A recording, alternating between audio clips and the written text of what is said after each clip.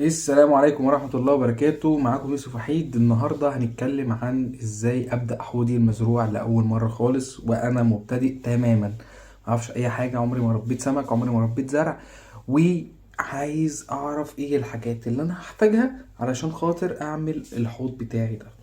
اول حاجة عندي انا محتاج الحوض نفسه، ودوت لازم اكون عارف مقاسات الحوض بتاعي، طول في عرض في ارتفاع، لان هتنفعني لما اجي احسب الاضاءة ولما اجي احسب الفلترة ولما اجي احسب التربة.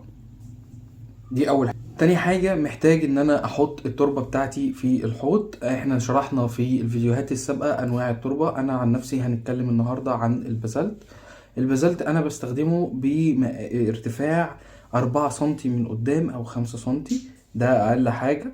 ماشي، وورا ممكن معايا لغاية فوق ال7 فوق ال8 براحتي، وممكن اعمل ال5 دول مسطرة، يعني متساوية تماما، مفيش اي مشكلة. بالنسبة للتربة احسب انا محتاج ال4 سنتي او ال5 سنتي بتوعي ازاي. بضرب طول الحوض في عرض الحوض في ارتفاع السنتيمتر بتاعي. في حاجة محتاج ان انا احسبها، ايه؟ الاضاءة.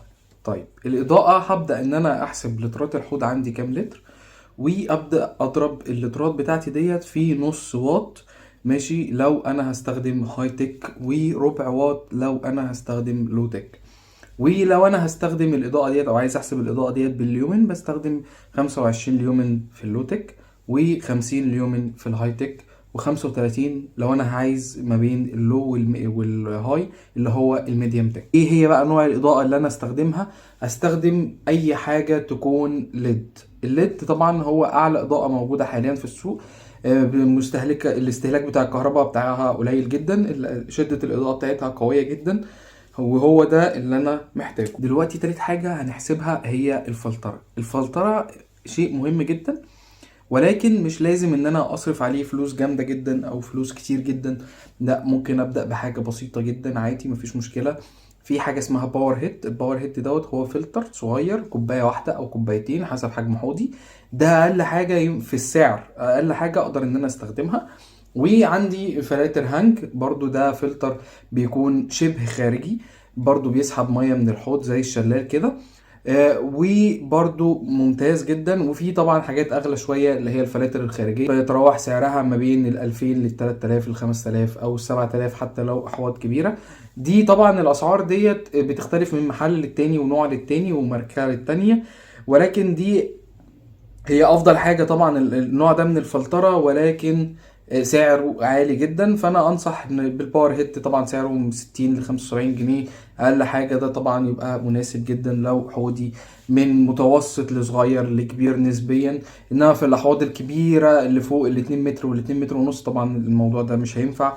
وهنخش بقى في قصة تانية لما نيجي نتكلم عن الفلترة بقى باستفاضة. ممكن نحكي ان هو محتاج ساعتها لحاجة اسمها صمت. طيب انا كده حوضي حطيت فيه التربة، الاضاءة، والفلترة.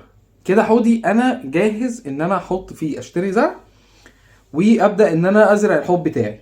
ايه هي بقى الادوات اللي انا هستخدمها في الزراعة ديت؟ انا محتاج جفت علشان خاطر ازرع بيه، قلتلكوا صورته دلوقتي.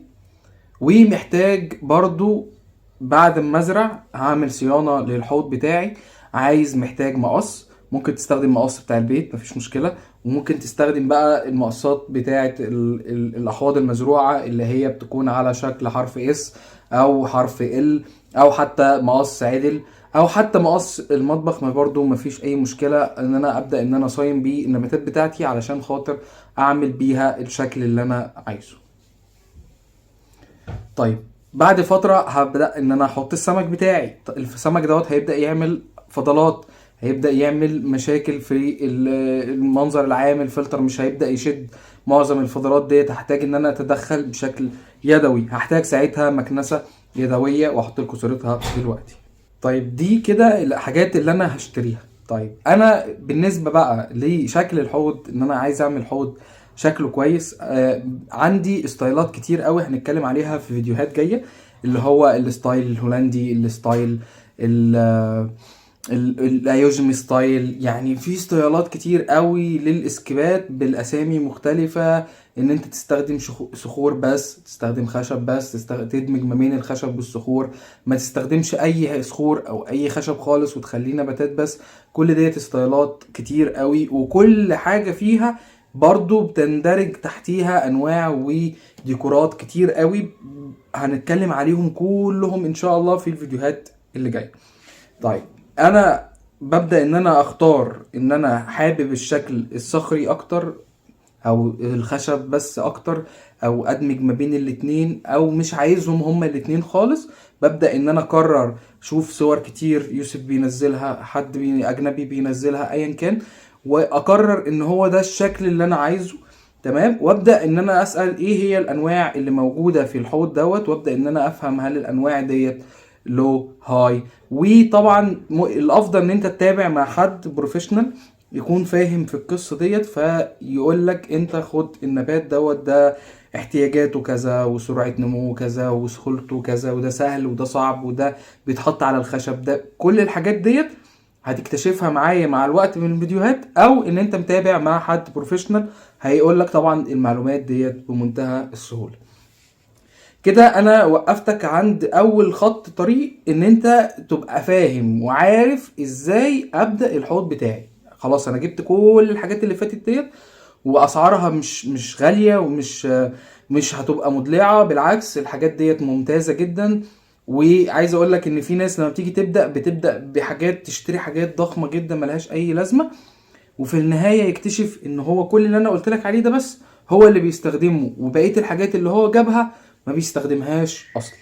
هنيجي بقى في الفيديو اللي جاي ان شاء الله، او الفيديوهات اللي جايه، هنبدا ان احنا نتكلم ايه هي الانواع اللي انا مبتدئ اربيها، والانواع الصعبه اللي هو كتير قوي بيبعدوا عنها، ايه هي الانواع ديت. وهنبدا نتكلم عنها شويه مواضيع كتيره جدا. لو انت ما تابعتنيش ودي اول مره، يا ريت تعمل لي فولو.